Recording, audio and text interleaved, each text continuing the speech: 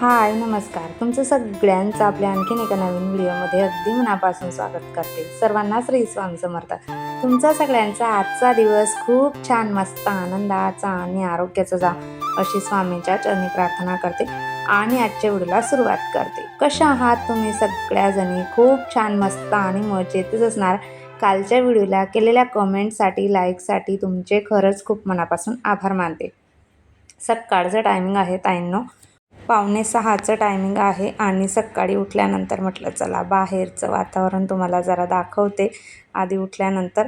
त्यानंतर मग टिफिन बनवायचा होता आणि सकाळीनं जरा बाल्कनीमध्ये एखादा फेरफटका मारून झाला की जरा बरं वाटतं. सध्या खूप गरमी पण आहे आणि मस्त छान हिरवीगार झाडं वगैरे बघितल्यानंतर जरा फ्रेश होऊन जातं सकाळी मूड. आणि त्यानंतर मग टिफिन बनवायला सुरुवात केलेली होती.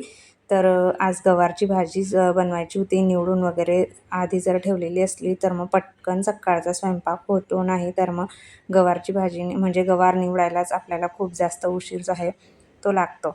काही वेळेला ना आपण मागच्या ज्या काही गोष्टी आपल्यासोबत घडलेल्या असतात ना, त्यांची सतत आठवण करून स्वतःला त्रास करून घेत असतो. पण खरं सांगू का, मागच्या गोष्टींचा विचार न करता पुढे जे आहे ना ते स्वीकारून आणि आज जे मिळत आहे ना त्याच्यात आनंद मानून जर आपण आपलं आयुष्य जगत राहिलो ना, खरंच आयुष्य खूप सुंदर बनतं. आणि सतत आपण जर मागच्या गोष्टींची आठवण करत राहिलो ना, तर त्याचा त्रास आपल्यालाच खूप जास्त होत असतो. त्यामुळे मागील जे काही घडलेलं आहे ना, ते सोडून द्यायचं. कारण म्हणजे प्रत्येकाच्या आयुष्यात काही ना काही जे अनुभव आहेत ना, सुख-दुःखाचे ते आलेलेच असतात आणि त्या गोष्टींची जी आठवण आपण करून याने असं केलं, त्याने तसं केलं, हे जे विचार आहेत ना, ते सतत मनामध्ये घेऊन आपण स्वतःचा दिवस जो आहे ना, तो खराब करत असतो. तर तसं न करता आपण आजचा दिवस छान आहे ना, असं म्हणून जर आनंदाने मस्त छान अशी दिवसाची सुरुवात करत राहिलो आणि जगत राहिलो ना, तर खरंच सांगते खूपच सुंदर आपल्या जीवनामध्ये जे चांगले अनुभव आहेत ना, ते येत राहतात. आणि आपण जे काही बोलतो ना, की "अरे, माझं आयुष्य असंच आहे, माझं आयुष्य तसंच आहे, माझं नशीबच खराब आहे." खरं सांगू का, ह्या सगळ्या गोष्टी ज्या आपण बोलतो ना, तसंच आपल्या आयुष्यामध्ये घडत असतं. त्यामुळे कधीही बोलताना आपण असा विचार केला पाहिजे, की नाही, माझं आयुष्य खूप छान आहे, मी खूप सुखी आहे किंवा मी खूप चांगल्या पद्धतीने हे करू शकते, असा जर आपण विचार केला ना, तर खरंच आयुष्य आपलं चांगल्या पद्धतीनेच जातं. आणि नको त्या गोष्टींचं जर सतत आठवण करून आपण त्या गोष्टींचा स्वतःला त्रास करून घेत असलो तर आपल्या स्वतःलाच त्याचा त्रास होणार आहे, बाकी काहीच नाही. त्यामुळे जे आहे ना ते खूप छान आणि मस्त आहे असं म्हणून आपण आपलं आयुष्य खरंच जगलं पाहिजे. चला, तुमच्याशी गप्पा मारत मस्त छान असं किचन ओटा वगैरेही मी सकाळीच लवकर आवरून घेतला होता. आज रविवार असल्यामुळे मला केस वगैरे धुवायचे होते. म्हणजे हा कालचा व्हिडिओ आहे. तर त्यासाठी आधी स्वयंपाकाचं पूर्ण मी करून घेतलेलं होतं आणि किचन ओटा वगैरे आवरून घेतलेला होता. कसं सकाळी ना आमचं पाणी आता 9 ते 10 वाजेपर्यंत असतं. मग तेवढ्या वेळामध्ये जेवढी कामं होईल ना तेवढी करून घेत असते. म्हणजे जेणेकरून जोपर्यंत पाणी चालू असतं ना, तोपर्यंत जर सगळी कामं लवकर म्हणजे पटापट होत असतात जरा. आणि पाणी जर एकदाचं गेलं नळाचं, तर मग कामांचा मूड जरा हे होतो. त्यामुळे सकाळी धावपळ होती, जेणेकरून सगळी कामं जोपर्यंत पाणी आहेत ना, तोपर्यंत लवकरात लवकर पूर्ण होतील. झाडांना पाणी घालणं वगैरे, झाडू, लादी वगैरे सगळी काही कामं जी आहेत ना, ती टोटली मग मी आवरून घेतलेली होती.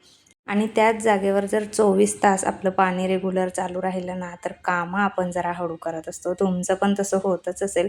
कारण बऱ्याचदा आपण तसंच करतो, की "अरे, अजून आहे पाणी, काही जाणार नाही आहे, तर चला आरामात आपली कामं जी आहेत ते आपण करूयात." आणि तेव्हा जर ठरलेल्या वेळेप्रमाणे जर मुबलक असं पाणी जर असलं, तर आपण तेवढ्या वेळामध्ये पूर्ण प्रॉपर सगळी कामं आवरून घ्यायचा प्रयत्न आपण करत असतो.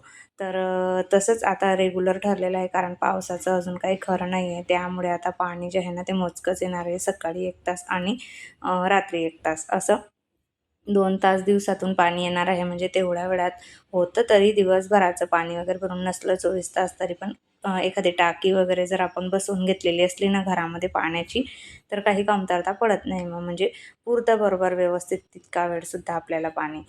आणि तेवढं तरी आपण व्यवस्था जी आहे ना ती करूनच घेतली पाहिजे घरामध्ये पाण्याची टाकीची वगैरे. कारण कधीही पाणी गेलं तर त्यावेळेला आपली फजिती होत नाही किंवा मग परत आपली पाणी नाही आहे म्हणून पाण्याशिवाय आपण कुठलंच काम जे आहे ते करून घेऊ शकत नाही. त्यानंतर रेग्युलरचं जे आता काही टार्गेट ठरवून घेतलेलं आहे, रोजचं एक तरी ब्लाऊज कंप्लीट करून घ्यायचं असं, तर हे ब्लाऊज आज कंप्लीट करायला घेतलेलं होतं. दुपारी कामं लवकरात लवकर आवरली आणि परत एक ब्लाऊज आजच्या दिवशी शिवून घेतलेलं होतं. साधं सिंपल आहे आणि माझंच आहे हे पण. आणि बाहेरचेही आता ना 4-5 ब्लाऊजं परत आलेले आहेत ताईंना माझ्याकडे. कुठल्याही गोष्टीची सुरुवात करायला खरंच खूप जास्त महत्त्वाचं असतं. मग ती शून्यापासून असू द्या. कारण खरं सांगते, सुरुवात केली ना तर प्रत्येक गोष्टीमध्ये आपल्याला सक्सेस हा मिळतच असतो. एकाचं जरी ब्लाऊज आपण शिवलं ना तरी एकामागे 2 ब्लाऊजं बरोबर आपल्याजवळ येतच असतात आणि आपण ते काम कंप्लीट करून घेतच असतो. घरात बसल्या-बसल्या एका ब्लाऊजची ₹200 जरी शिलाई पकडली तरी आपल्याला कोण देणार आहे? बाहेरून आपल्याला कोणी देणार आहे का ₹200 तरी? घरातली कामं करून जर आपण अशा पद्धतीने काही ना काही रिकामं न राहता घरातल्या घरात जरी आपण काहीतरी करत असलो, थोडाफार कमवत असलो ना, तर त्या गोष्टींचा आनंद नक्कीच काही वेगळाच असतो खरंच. तर असे कामं जे आहेत ना घरातल्या घरात मी ब्लाऊजं शिवायचं करत असते. खरं तर मला ब्लाऊज शिकायचेच नव्हते, पण मी नाईलाजाने ते शिवण क्लास करून घेतलेला होता. पण ते आज मला खूप जास्त उपयोगाला येतं. जी छोटी-छोटी पॉकेट मनी आपण ज्याला म्हणत असतो ना, ती मला याच्यातून भेटत असते. कारण स्वतः घरात तर आपल्याला पैसे मिळत नाही असं नाही आहे, मिळतातच. पण स्वतः कमावण्याचा जो काही आनंद आहे ना, तो मला या गोष्टींमधून मिळत असतो. चला, त्यानंतर संध्याकाळी आम्ही बाहेर गेलेलो होतो आणि म्हणजे बाहेर म्हणजे यांच्या मित्राकडे गेलेलो होतो आणि तिथे छोटंसं सेलिब्रेशन होतं. ते काही तुमच्यासोबत मी शेअर केलेलं नाही.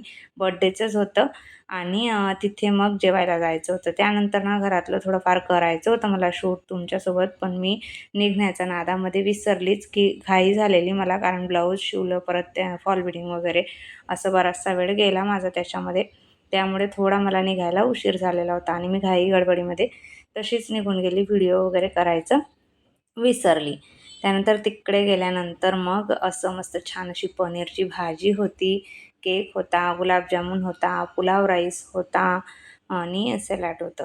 पुऱ्या तळून घेतलेल्या होत्या. आम्ही गेलो ना तोपर्यंत त्या ताईंनी पूर्ण स्वयंपाक वगैरे रेडी करून ठेवलेला होता. फक्त वाढायचंच तेवढं राहिलेलं होतं. केक कट केला आणि जेवणं वाढायचं काम मी इथे करून घेतलेलं होतं. आणि आमचं म्हणजे खूप क्लोज फॅमिली आहे ही. फ्रेंड आहेत, पण संबंध बिलकुल म्हणजे असे घरासारखे आहेत आणि स्वभावाला सुद्धा खूप जास्त छान आणि मस्त आहेत. त्यांच्या इथं म्हणजे असं घरच्यासारखंच वाटतं, की आपल्याच घरी आहोत आपण असं. आणि काही आपण म्हणतो ना सुख-दुःखाच्या वेळेस असे काही व्यक्ती जे आहेत ते आपण आपल्या आयुष्यामध्ये त्यांची भर केलीच पाहिजे. माणसं जी आहेत ना ते आपण कमवली पाहिजेत आपल्या आयुष्यामध्ये. तर त्याच्यातलेच हे एक आहेत. खूप छान स्वभाव आहे दोघांचाही आणि खूप मनमिळावू आहेत. तर त्यांच्या इथं मग आम्ही जेवायला गेलेलो होतो. आणि भाजी वगैरे बघितल्यानंतर तुम्हाला दिसतच आहे की किती छान अशी बनलेली असेलच. तर संपूर्ण स्वयंपाक खूप छान होता. मस्त पनीरची भाजी पण खूप छान झालेली होती आणि सोबत एवढं सगळं जे ताट आहे ना ते फायनली तयार झालेलं होतं आणि ते तुम्हाला दाखवलेलं आहे. चला ताईंनो, मस्त छान अशा जेवणासोबत मी माझा व्हिडिओचा एंड करते.